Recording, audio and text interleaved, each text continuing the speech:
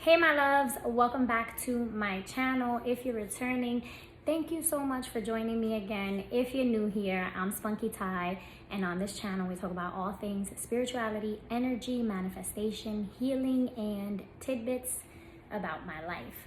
Welcome my loves. If you haven't already done so, please go ahead and click the subscribe button, become an official member of the Spunky family, and go ahead and turn on your notification bell so you know exactly when your girl uploads a new video. I appreciate you guys. Listen, welcome. It's been forever. I'm finally in the mental space to start recording, so I apologize you guys. I've been MIA for a little while. Sometimes it happens. You gotta do that. You gotta honor yourself. You gotta honor your spirit and just kind of take a break. So that's what I did. Anywho, I'm here to share with you guys some info. I was on a live, I was doing a live on IG, and one of my followers asked a really good question. He asked, how do you know when you're going through a spiritual awakening? And so I jotted down 6 different indicators.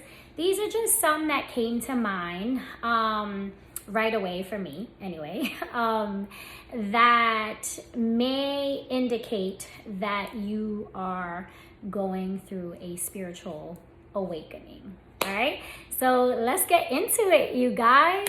For the first, I found that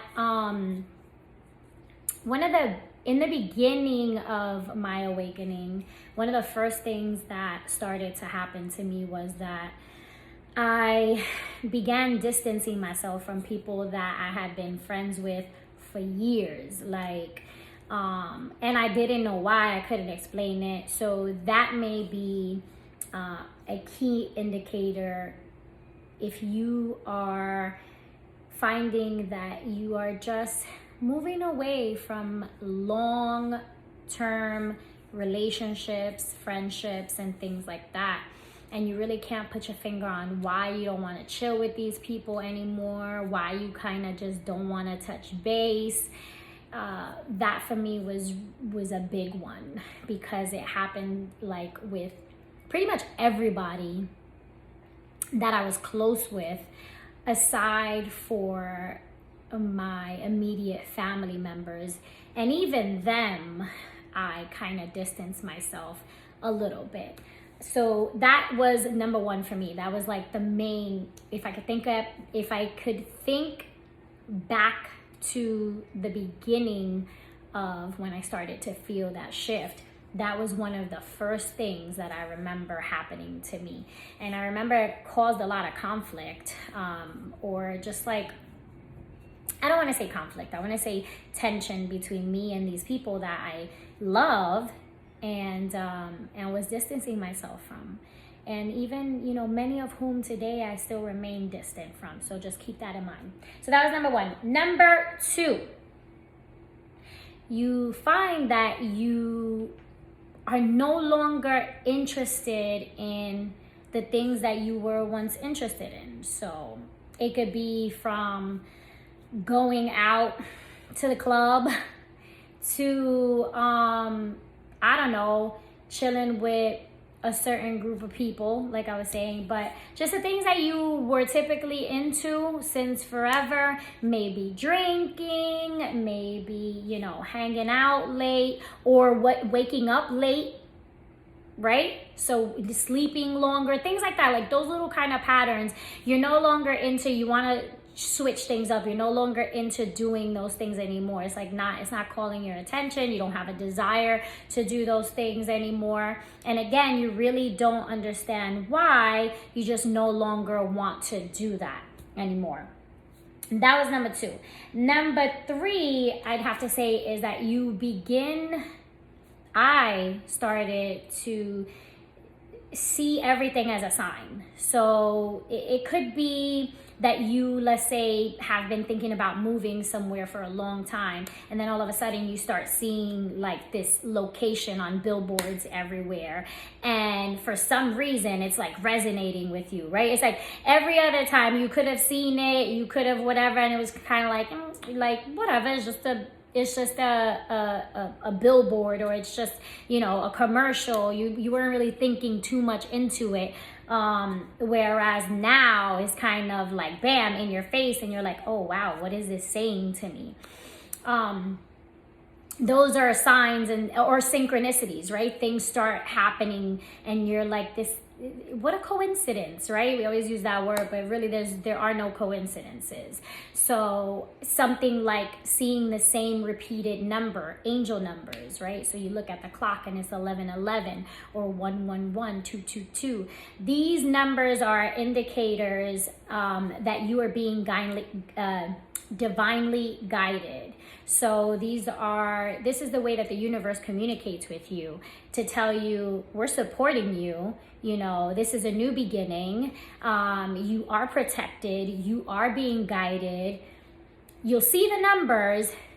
Many of us don't really seek the knowledge as to what the meanings are until we're like knee deep into the awakening. Then you're like, okay, I want to know, like, what does this mean? So you'll feel inspired to find out. Like, I keep seeing these numbers. I keep seeing the same number over and over again. Let me Google it. Let me ask. Let me see what this means. So you seek that deeper meaning because you're now taking everything as a sign. Okay. Then we have number 4. You begin to question your purpose. Why am I here? What is my purpose on this planet? What am I here to do? You know, like, what am I existing for, right? How do I contribute? And for me, this particular phase included my career. I started to ask myself, like, why am I doing this work? What do I want to do? Not just that, but you start to pay attention to how you feel when you're doing whatever it is that you're doing. So you pay attention to how you feel, and you start really trying to make changes to the things that don't make you feel good, right? So I was in a career that I hated, and I was doing that for almost 10 years. And I don't know why I never changed careers. I just didn't. At this point, when I started to question my purpose, I was like, well, I know that this is not it. So even though you don't have the answers as to, you know, what your purpose is, you may not have the answers yet, right? As to what your purpose is, and you might feel a little lost in that area, you'll at least come to understand what you no longer want, or you'll begin to rule things out. Like, well, I know that this doesn't make me feel good, so this can't possibly be it, right? That's number 4. Now, number 5. I think number 5 and number 4 kind of intertwine. Number 5 is that you seek to understand and know yourself better, to know yourself more. You start to question, you start to ask yourself those very deep questions. For me specifically, remember, I'm sharing with you guys my experiences. Everybody is different. But for me, I started to ask myself and reflect a lot on my childhood. I had a very rough childhood. And even my adulthood has been pretty challenging, to say the least. And so I started to ask myself, why do I process things the way that I process them? Why do I respond or react to things the way that I react or respond to them, right? I was somebody who, I used to cry a lot. And I started to ask myself that, Ty, why do you cry so much? What is it about, you know, just everything that makes you so sensitive? Why are you so sensitive?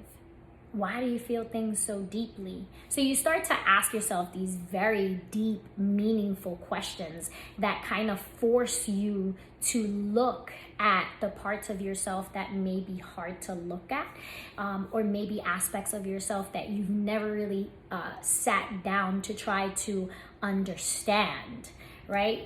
I think a lot of people, you know, we walk around and we are programmed to you got to accept yourself, right? That's not what I'm saying. You got to accept yourself, right? You love yourself, you accept yourself. However, it's also your responsibility to take accountability for the aspects of yourself that are not healthy. And I think that that's something that I don't think I ever did. Things that weren't just not healthy for me, but not healthy for people around me, for the people that loved me. I never really did that self-reflecting. And so you may find yourself doing that. And number 5,